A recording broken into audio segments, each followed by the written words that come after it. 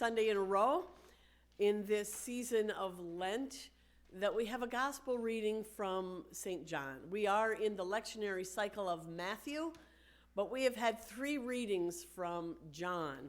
And as you may remember, they have been lengthy ones. Today tops them all. So settle yourselves in. And sometimes it's good not just to get one snapshot of a story from the Bible. So I'm going to be reading all of chapter 11 and parts of chapter 12. I'm sure you're going to know parts of this story, but just look at how they connect when you read them all together.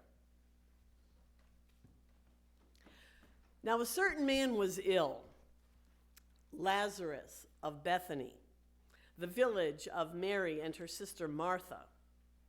It was Mary who anointed the Lord with ointment and wiped his feet with her hair, whose brother Lazarus was ill.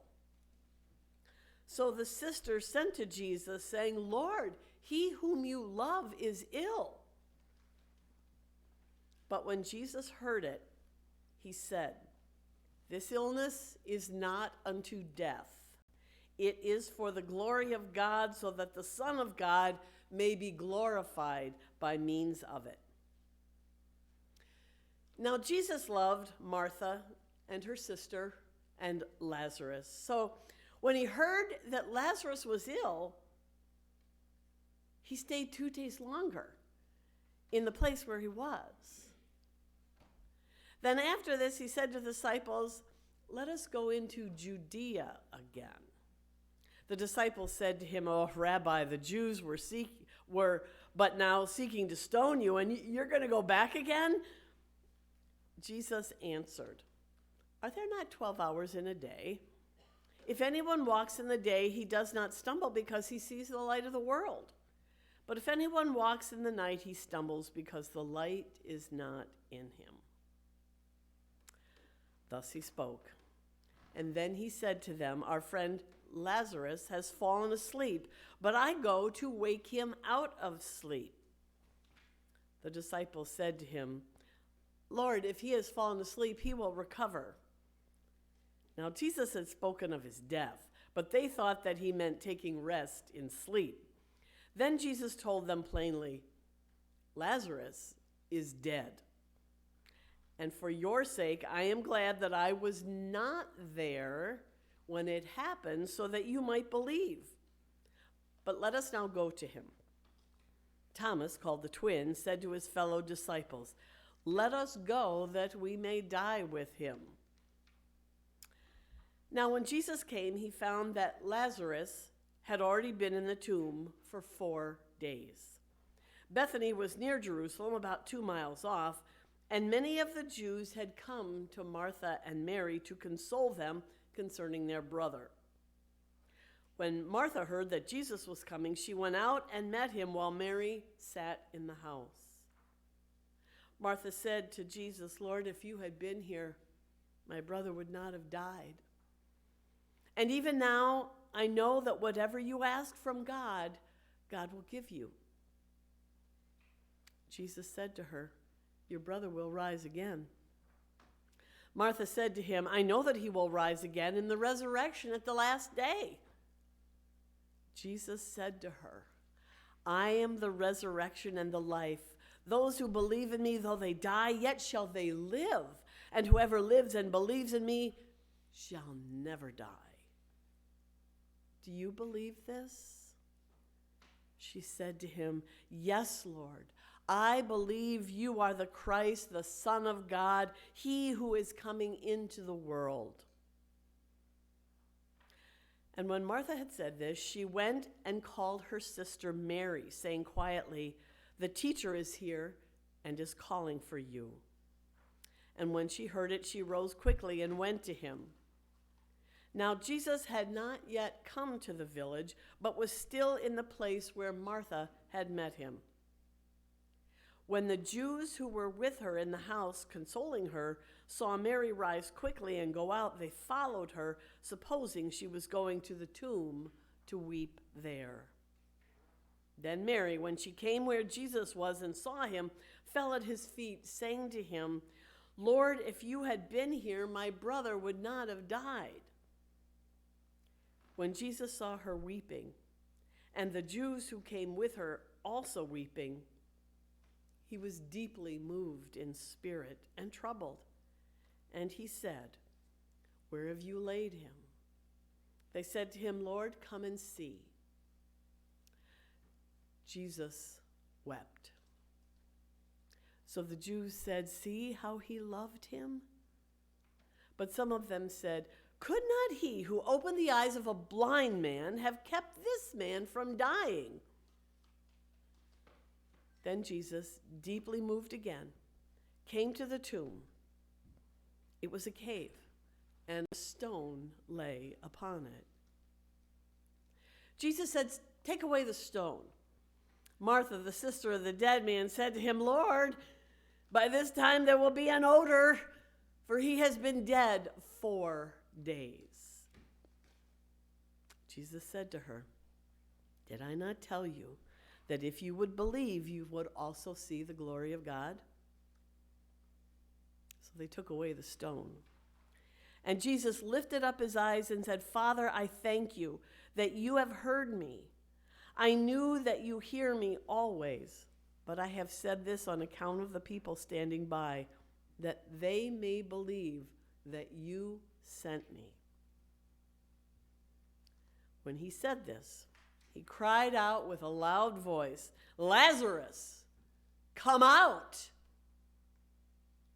The dead man came out, his hands and feet bound with bandages, and his face wrapped with a cloth.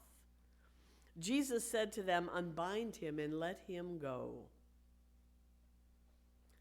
Many of the Jews, therefore, who had come with Mary and had seen what he did, believed in him. But some of them went to the Pharisees and told them what Jesus had done. So the chief priests and the Pharisees gathered the council and said, "What are we to do? For this man performs many signs. If we let him go on like this, everyone will believe in him, and the Romans will come and destroy both our holy place and our nation."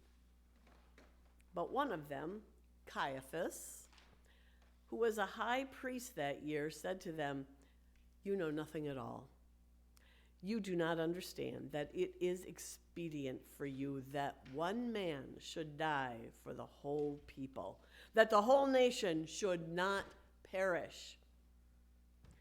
He did not say this of his own accord, but being high priest that year, he prophesied that Jesus should die for the nation. And not for the nation only, but to gather into one the children of God who are scattered abroad. So from that day on, they took counsel how to put him to death. Jesus, therefore, no longer went about openly among the Jews, but went from there to the country near the wilderness to a town called Ephraim. And there he stayed with the disciples. Now the Passover of the Jews was at hand, and many went up from the country to Jerusalem before the Passover to purify themselves. They were looking for Jesus and saying to one another as they stood in the temple, "What do you think, that he will not come to the feast?" Now the chief priests and the Pharisees had given orders that if anyone knew where Jesus was, that person should let them know so that they might arrest Jesus. 6 days before the Passover, Jesus came to Bethany, where Lazarus was, the one whom Jesus had raised from the dead. And there they made him a supper. Martha served, and Lazarus was one of those at table with him. Now Mary took a pint of costly perfume, of pure nard, and anointed the feet of Jesus and wiped his feet with her hair. And the house was filled with the fragrance of the perfume. But Judas Iscariot, one of the disciples, the one who was to betray him, said, Why was this ointment not sold for 300 denarii and given to the poor? This he said, not because he cared for the poor, but because he was a thief. And as he had the money box, he used to take what was to put in it and taken out of it. Jesus said, let her alone. Let her keep it for the day of my burial. The poor you will always have with you, but you do not always have me. When the great crowd of the Jews learned that Jesus was there, they came, not only on account of Jesus, but also to see Lazarus, whom Jesus had raised from the dead. So the chief priest planned to put Lazarus to death as well, because on account of him, many of the Jews were going away and believing in Jesus. The Gospel of the Lord. Thanks be to God.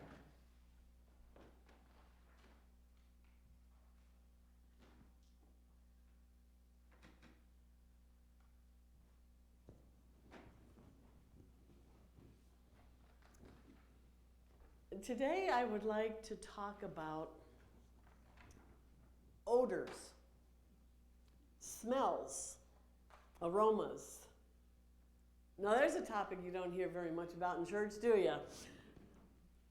But our lives are affected more than we probably know by scent. For instance, what's your favorite smell? Is it a good, rich roast of coffee brewing, maybe? Frying bacon? Movie theater popcorn popping? Cinnamon rolls baking in the oven? Is your mouth watering yet? Tell me that's not powerful. That I can make your body react just by reading some words. Then again, how about this one? Do you ever play this game at your house? What's that smell? Usually, it's something tucked way in the back of the refrigerator that we forgot about from about 6 months ago. Yeah, odors have a powerful effect over us. In fact, have you ever noticed that an aroma can trigger a very vivid memory for you?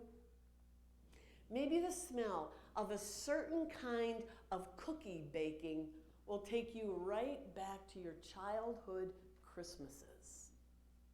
Or the smell of pencil shavings will take you right back to your seat in Mrs. Lemke's third grade classroom. Or maybe the smell of meat cooking on a barbecue takes you right back to your childhood when Dad would grill out every summer.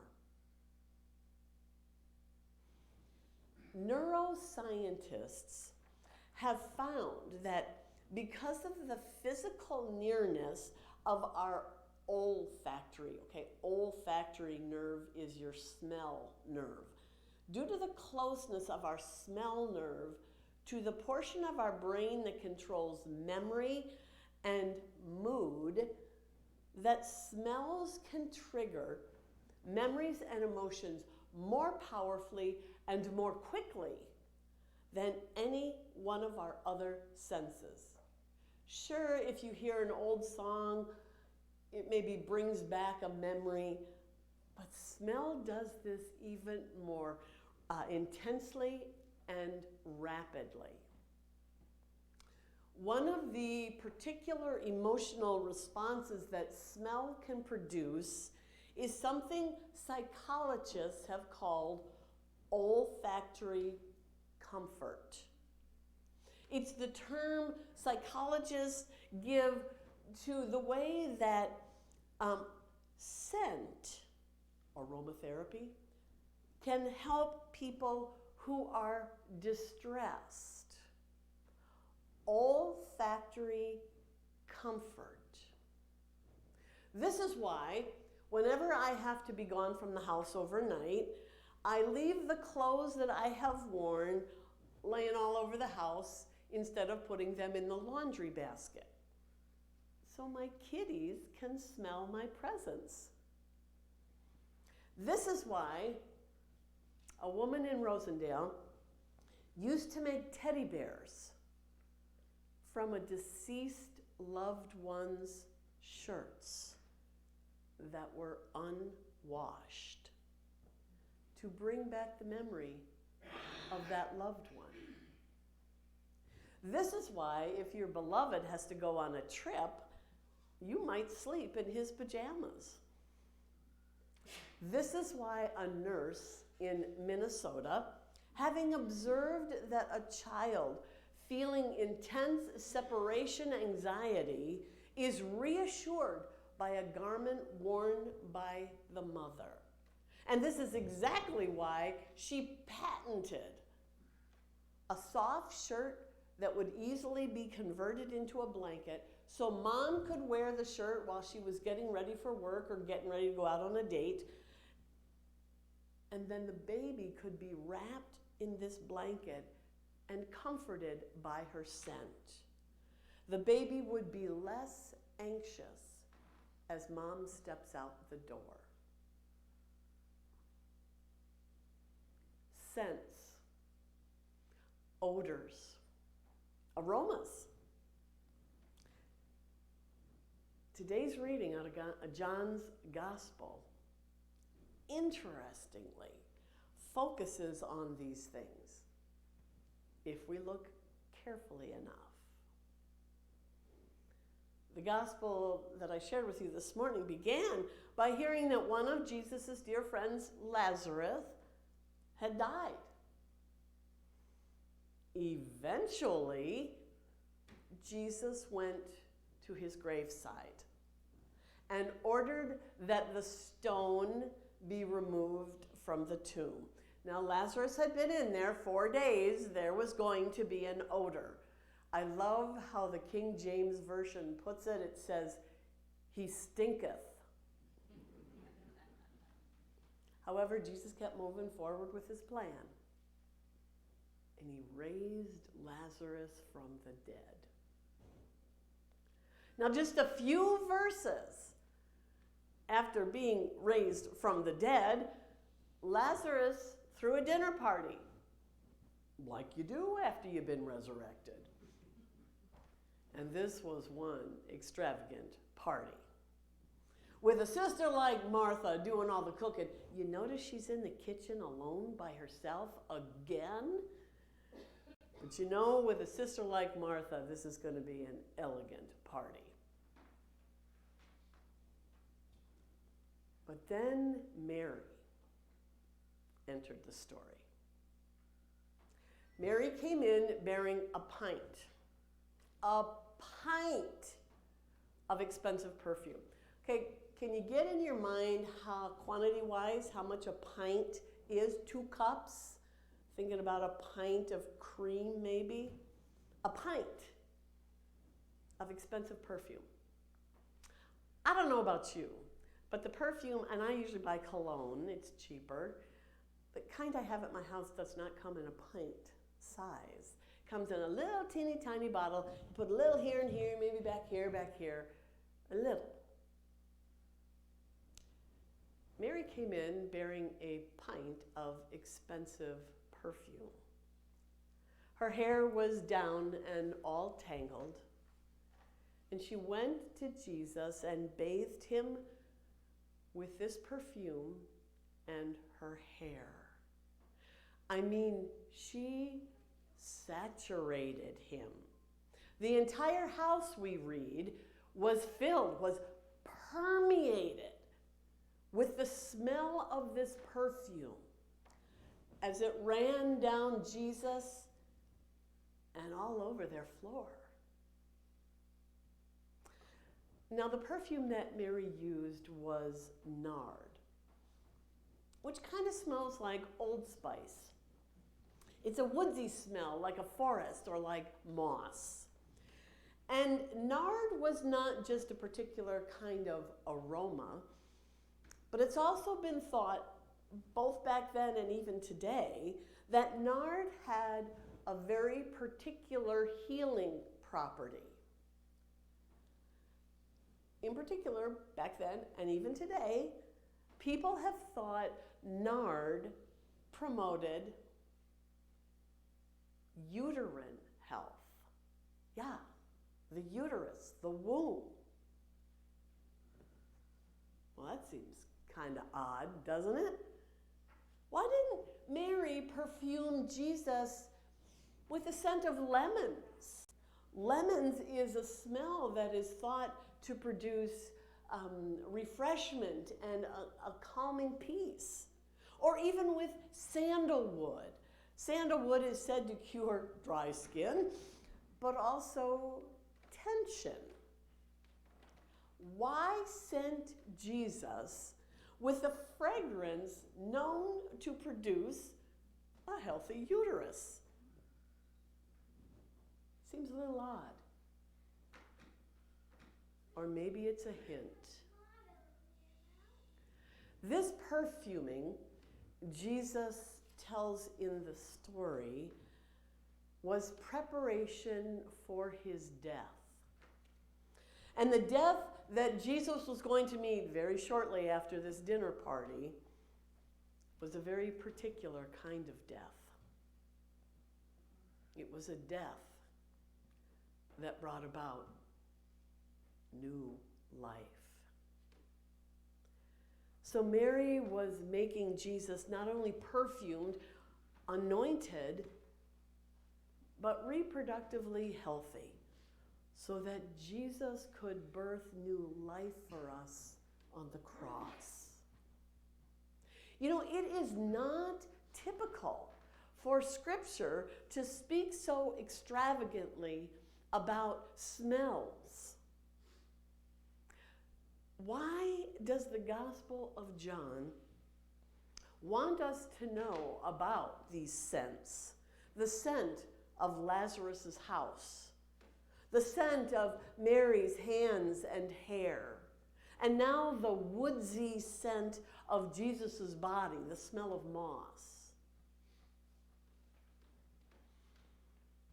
Mary was not just preparing Jesus for his death. Mary was also preparing herself for his death. She prepared herself for his absence and her grief. So whenever she might smell nard, whenever Lazarus or Martha would smell nard, which was now all over the floor of their house, the scent would trigger a memory of Jesus. Nard would be marked with Jesus' memory, and perhaps the scent would comfort them. We also know that on the cross, Jesus felt very alone. We know he had been abandoned by his dearest friends. And we know that on the cross, he cried out in utter abandonment, sensing that he had been deserted by God, his Father Almighty. Maybe as Jesus hung on that cross, maybe there was still some of the aroma of that nard in his hair and in his beard. Maybe it called to mind Mary and Martha and Lazarus. Maybe that aroma soothed him and made him feel less alone. I don't know. What do you think? Today, we are about to sing our sermon hymn. And as you sing this hymn, I'm going to walk among you, burning some incense, the smell of nard. Feel his presence. Know his love for you. Comfort, comfort now